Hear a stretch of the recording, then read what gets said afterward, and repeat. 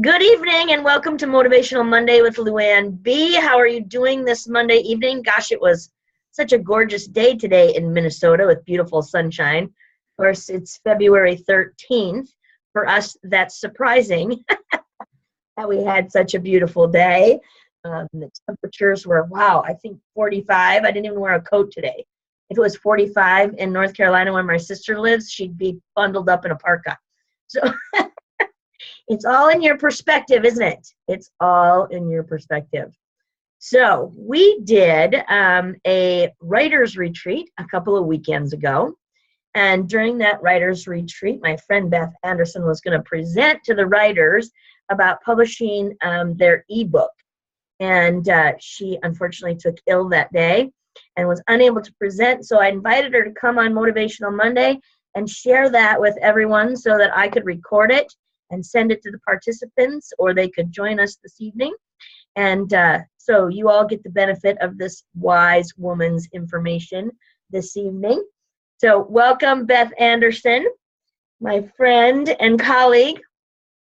Beth is an author. Beth is a avid networker and an expert in the field and captain of her own sailboat, which, look on my event calendar for other events because Beth and I do things together, and you can come sailing with us. In fact, this September, we're going to do a riverboat cruise and some personal development while we sail on the waters of the Mississippi River. Welcome, Captain Beth. Thanks, Luann. How you doing tonight? I'm fabulous. I'm sitting at a friend's house, taking care of their dog and cat and watching the deer out the window, which is not something I get to see every day. And saw a fox earlier. Wow. No, it was so cool. Okay, now you got to look up the spirit animal message in a fox and a deer. Okay. I've never looked up the fox, but I will too after we get off the call. And I've looked up the deer, but it's escaping me off the top of my head. But I think it's something about being able to change direction easily and fluidly. I think. I'll have to look it up. Okay. Anyway, we didn't come to talk about spirit animals tonight. We came to talk about books and publishing. Yes, books. Because, so I am in the middle, for my listeners, I am in the middle of my book on hugs, and that is how I want to publish it as an ebook. And Beth is going to help me do that because that's what kind of friend she is. We women supporting women, I'm all about that. And so she's been doing some research for us, and she's going to share with us tonight on what she's learned. All right, so here we go. One of the things that got missed there is I'm a computer geek. I've been doing computer work for, let's just call it over 30 years now, so long before the internet. And I'm a website developer. So the technology, that's one of the things that Luann and I work well together because I take care of her technology in some ways and help her with that. And she does all sorts of things for me that I'm not very good at. So it works out well for both of us. Just a little coaching now and then. Yeah, a little coaching once in a while. Going through the passion test is one of the reasons, or probably the main reason that drove me to get my captain's license. And what that means is I run a 30-foot sailboat on Lake Pepin, which is about an hour and a half southeast of Minneapolis, during the summer. So from April to October, you can come sailing, and we do the passion test on the boat, which is really fun. It's a completely different experience. But we're talking about ebooks, and ebooks are, when I first researched all of this, probably easily 10 years ago, when they first started coming out and Kindles were a thing, it was very complicated and very expensive. And so when this writer's retreat came up, I said, let me go look at it all again, because I have lots of friends who are authors and have published. And so I understood the concepts of it all, but hadn't actually done it myself yet. Well, I came to find out there's a couple of tools out there that make things very simple And I got referred to a website a while ago that they do almost all the work. They tell us that in 10 minutes, which, okay, 10 minutes probably means 20 minutes, as long as your book's written and in a format that they can take, which would be Word, so pretty simple, they'll make a book out of it for you. And they take a cut rather than having a cost up front. So it's a really interesting thing. So I'm going to save that. Oh, did you have a question? Go ahead. Well, I did, but maybe it's too early. You said in Word, but is there more criteria, like a certain font, certain size font, any of that? No. No. Just No. a Word document, so they format it for you? Yeah. Wow. No, there's, you still have to know how to use Word. Don't hit enter at the end of every line, and those kinds of things. But no, it's very simple. So you can get complicated with the whole thing, which writers sometimes choose to do. Really? Harder, maybe because they're afraid of the technology. But one of the things I wanted to mention was a software program called Scrivener. Have you ever heard of that, Luann? No. Okay. And you wouldn't like it because it isn't the way you think. So it would not be a good tool for you necessarily, because you don't you write differently than someone who writes like this. So if you're someone who uses index cards and lays out outlines and has notes and draws mind maps and this kind of thing, Scrivener is something to look into. It's more technical than Word, but they say it's easier. I have a friend of mine, Roseanne Bain, who actually teaches writing at the Loft in Minneapolis. If you're ever going to take a class, want to take a class on writing, go to the Loft and look up Roseanne Bain. Her creativity classes are amazing. That's an excellent tip for our writers that were at the retreat. Now I want you to spell this tool you're talking about, Scrivener. Scrivener, Scrivener.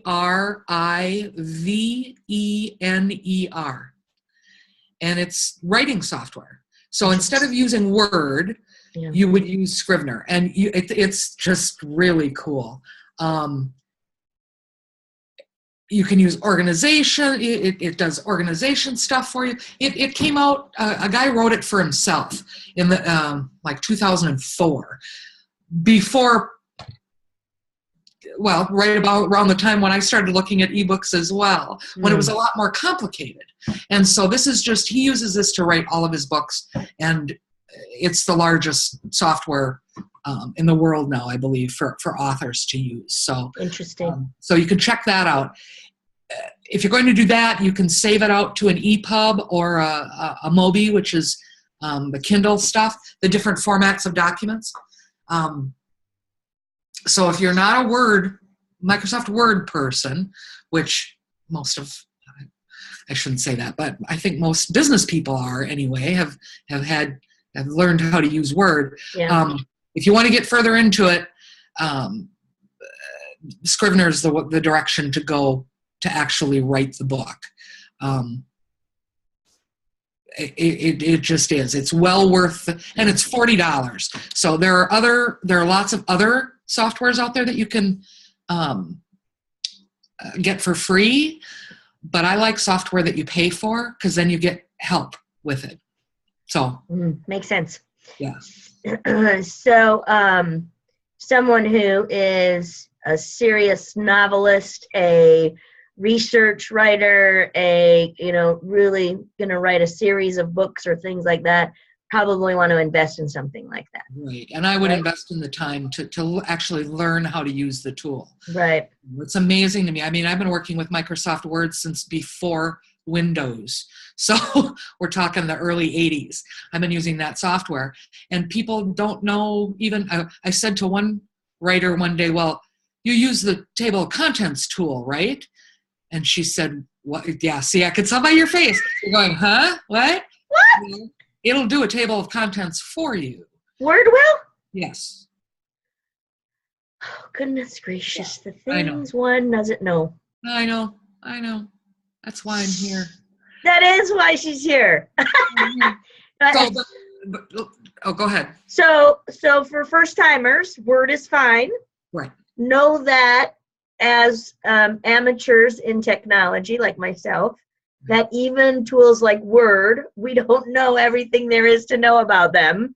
I always say that about computers. I only use probably about a third of its capabilities based on my capabilities. I know it.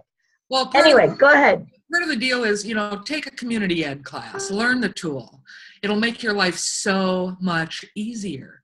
It's one of the things that I do as well. I spent a couple hours with a client today, and that's what we did is we played with Outlook for almost 2 hours. So sometimes it's worth it to spend the time and the money to get a little education to make your life easier.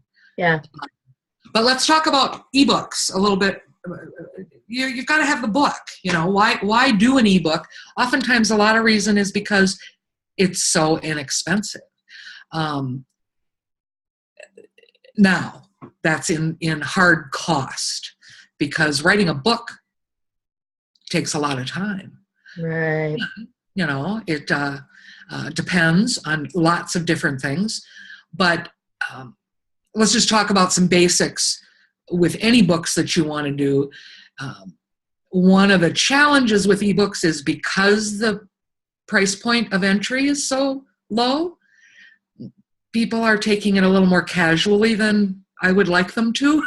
I'm kind of a grammar geek, and I expect there not to be any typos in a book I'm reading. Even if I pay 99 cents for it, I would like the book to be formatted properly and written well and worth my time. So think of all of those things.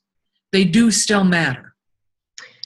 So what I'm guessing I'm hearing from you is we still need to have someone proofreading it, someone editing it. We talked about at the retreat beta readers. I had never heard that language before. Have you heard that language, Beth? I'm not sure if you were there when that conversation came up. In what respect are they? So having someone read your book and give you feedback before, just like you might be a beta reader for me. There's a young woman who was at the retreat who said that she's a part of a writers group here in Rochester, and they are beta readers for one another. Okay. So they read each other's books, and you'll be happy to know one of her beta readers was a former English teacher. Oh. So she is doing all that grammar and those kinds of corrections for her. Same time, then. Yeah, they're just not. Yeah. Because that's my problem, is I can't beta read for somebody without proofing it. I've been asked to read, here, will you read my book? Absolutely. Give me feedback or write a review, all of those things that you do before you actually publish. Right. So that your book is ready to go. Right. It can be heartbreaking if you put something out and you find out there's some big problem with it. Do the work ahead of time. So, and when I was talking about cost of entry, the cost of entry is I'm talking about the publishing cost. Yes. Yeah, everybody needs an editor. Everybody. And proofing and editing are two different things. And beta reading sounds to me like it's more for style and continuity and just, I got to the end of this and I didn't understand X, whatever that might be. Yeah. Yeah. I think because this woman that's her beta reader is a former English teacher, she's taking it a little further. But, that's another great and maybe another topic for another night. But how does one find the appropriate proofreaders, editors, beta readers as a part of their efforts? So this is all new to me. And the other one that I learned when I wrote my book, Exceptional Care for Your Valued Clients, right there back on my shelf, was developmental editor, was the language we used for Bronwyn, who I never typed a word. Yeah. I talked to Bronwyn for 2 hours every Thursday afternoon for a whole summer. And she documented my stories in the book in compilation with Bob's stories. And so some of the women that were at the retreat are going, oh, that's really what I need to do. Right. And I think that one of the women at the retreat might become a developmental editor, because she was like, I don't know what I want to write about, but I want to write. Given an assignment, she does the research and she writes an article, but the inspirational idea isn't coming to her first. She's getting assignments. I'm like, I'll give you an assignment. Write my book. Exactly. And that's the deal, is there's enough access now to various things so that you can put all of this together. There's not in the self-publishing world. Right. So tell us about Amazon and what's the value of publishing through Amazon? That's the only thought I had, was Amazon. Well, Amazon's the largest, of course. They are the ones who, they are Kindle. That's their delivery method. And boy, I probably shouldn't assume. Kindle is software, that it isn't just a device. So I read Kindle on my iPhone, on my iPad, on my computer. I have my Kindle books I can access from anywhere like that. So you don't have to have the actual Kindle device in order to do it. And that's one of the deals going through Amazon, is that's the audience you're reaching. So it's just, they are it. There are other places that publish ebooks, but I'm not up on them as much as I probably should be. Something came across my desk yesterday about Nook in the UK is going away. So I apologize, I didn't get a chance to follow up on it, but the audience is so small, Kindle is really the place to be. I didn't know Kindle was a software. It is. See the things you learn when you come on Motivational Monday? My goodness. There you go. All kinds of, and you know me, I wonder. So Amazon, it's just because you're getting the Amazon audience. Yes. Is the value of doing that, because isn't it free to publish through there too? And do they then get a cut of the book? It is, and they take a cut of it as well, but they only publish in their thing.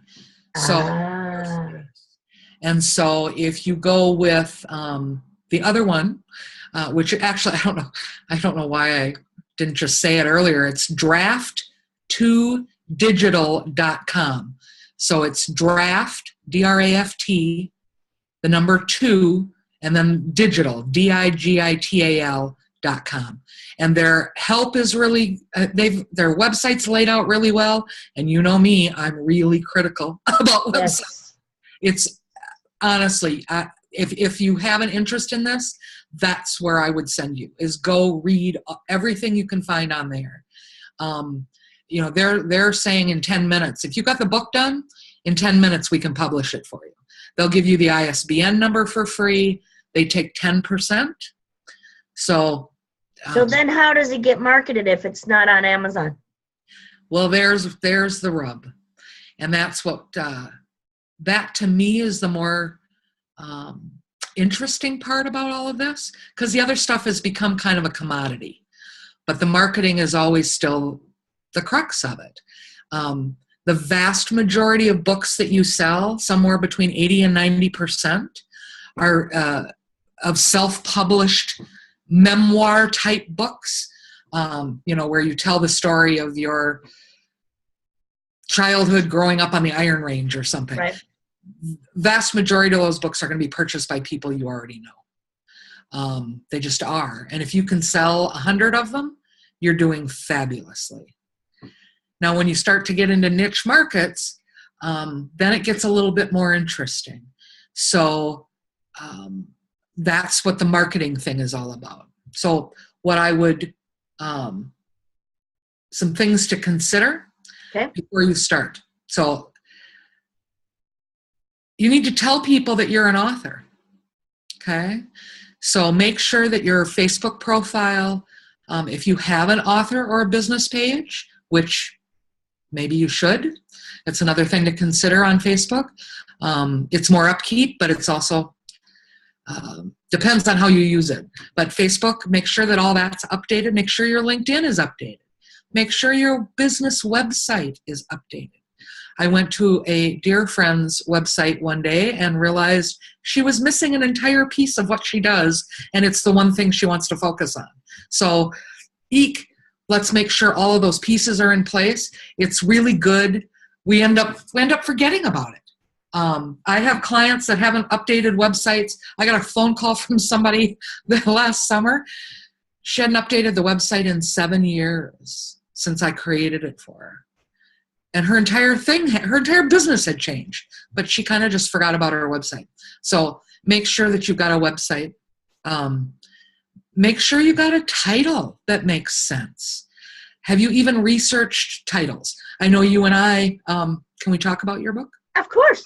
Okay. Love to. The Hug Book. Well, we want to look at the Hug Book. So we go out to Amazon and we start researching books with the word hug in them. What do the covers look like? What catches your eye? All of those pieces you want to get in place before you actually go to Amazon to actually publish your book. And it depends on who you are. Sometimes the writing of the book is the easier part than all this other stuff. I know people who have written books who have them in drawers because they can't get to the next step. So doing an ebook is an easier way to maybe ease your way into this, but get all of those pieces. Okay, let's talk about those pieces again. Okay. So we have to acknowledge that we're an author. Yeah. Facebook, LinkedIn, every place we have online presence. Yes. Website, what have you. Need to write the book. Yes. Need to have the book edited. Edited. And editing, proofreading, and beta reading are 3 very different things and take different skills. So I would pay for editing. Editing is certainly something you want to pay a good editor for. Do editors speak to content? Yes. Yes. Content, continuity, that's different. I mean, they're going to pick up grammar and spelling along the ways, but really it's more about, you get somebody with 30 years of experience doing it, and you can end up with a completely different book than what you started with. And that's what they're there for. They're there to tell you, okay, this doesn't make any sense. Yeah. So, and again, it depends on what kind of book. Are you writing fiction? Are you writing, a daily inspirational book? They're very different. A business book, different things, different audiences, but everybody needs an editor. I don't have an editor yet. Well, I can introduce you to some. Okay, good. Good. So proofreading, yeah, okay, you can use your aunt who used to be an English teacher, but that's different than editing. Okay. And then what I'm hearing you suggest to us is that it's really very simple to do the electronic piece of it using either Draft to Digital or Amazon. And the difference between the two is that Amazon has an audience. How does Draft to Digital help you promote it? They'll put stuff in Amazon as well. Oh, they will. Okay, Yeah, goody. You just do more. They do more for you. So then Amazon gets a cut and Draft to Digital gets a cut. So did they have any recommendation on pricing? Yes, actually I do. Because I've heard some different things about that. What have you heard?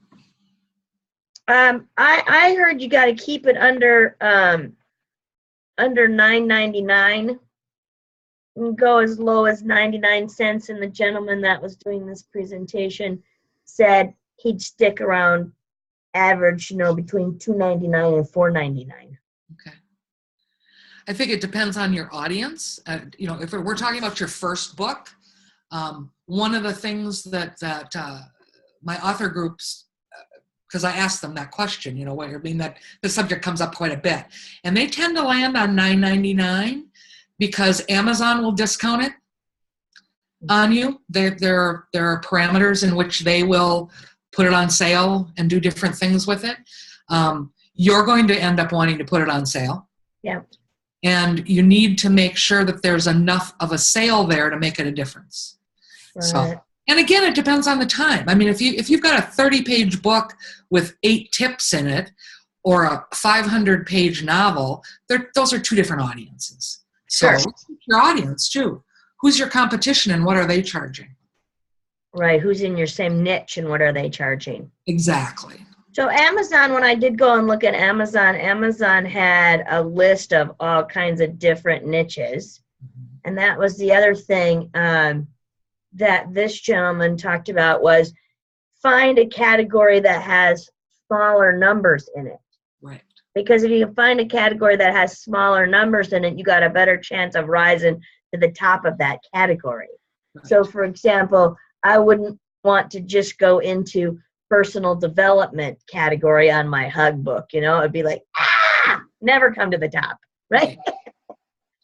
So I know I wrote this down somewhere, but can't remember right now the specific categories. I'm sure it's in my book notes that we drilled down into looking at Amazon on what niche I could put it in. Sure. So having said that, do I work with Draft to Digital and tell them where I want it, or are they going to help to identify, or are they just place it? You can work with them. They've got lots of resources for you to do it. They're going to be the experts in that. So yeah, but I think it's important for the writer to do a lot of research for yourself first. You know, research is not one of my strong suits. Well, you need to know who your audience is. Right. So, you know, this is an ongoing conversation. Yes. Who is your audience? Also, you know, fortunately, I'm connected to 250 writers, so who are also avid readers. So it's easy for me to ask a question about things like that. You know, what are you charging for your book? You know, I know there's a woman who writes sailing books, novels, and they're kind of trashy little novels. And whenever she comes out with a new one, she, you know, gives you her original one for free. And then, you know, the second one will be 99 cents. And the third one is, you know, that kind of thing. So package all this stuff together. You know, if you're an author with a big audience, you know, that's a different thing. I have a woman who wrote a book on posture like 15 years ago. And one morning she woke up and had sold 75 copies of her book. And she had no idea how that happened. Well, she ended up tracing it back to a group where they started talking about this book, and 75 copies got sold. Wow. So that's the other thing. Are you interfacing with the people who will be buying your book? You know, do you have a mailing list? I mean, that's a big deal, you know. Do you have a mailing list of people who are interested in you? If not, start building one now. You know, are you right? Build that first. However that is, that's one of those things that needs to be built. So, you know, my intention with my Motivational Mondays is to get my message out there that people are listening to me and that I'm building an audience from that, right? That's why I do the free Motivational Monday calls. And so others could do that. I need to probably, I keep watching this John, is it Silva, that's on Facebook constantly with little video clips that he's posting out there. He talks to the video and then he posts them out there, you know. It's about creating a following is what you're really saying, right? And there's all kinds of tools to be doing that too. So there's so much more than just writing it. That's a completely different conversation. Yeah. One of the things is I have a name tag that I wear to business meetings that has a sailboat on it and my name, and it says, what does it say? Networker, author, sailor. And people ask me, funnily or oddly enough, ask me more about the author piece than the other two pieces. Interesting. It is. They always want to know, what am I writing? So put it on your name tag, put it on your business cards, put it on, talk about it. It's hard to say you're an author because I bring all that baggage with me about what is an author. But I am an author. You're an author. I am an author.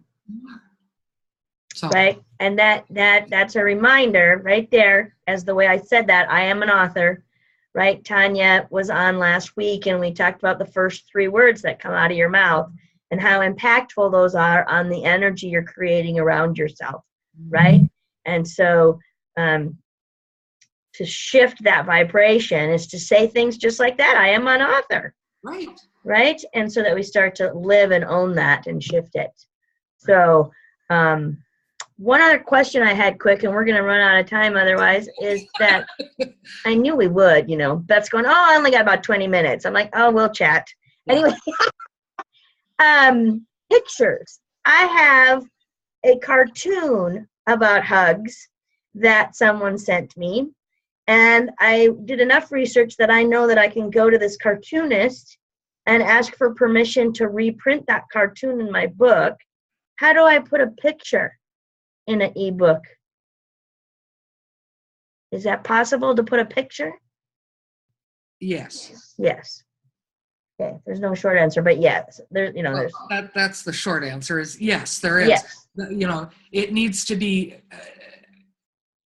It needs to be formatted properly so that it can be printed. You want a print quality picture as opposed to, even though it's an ebook, you still want, if they were to print it out, you still want that to end up being right.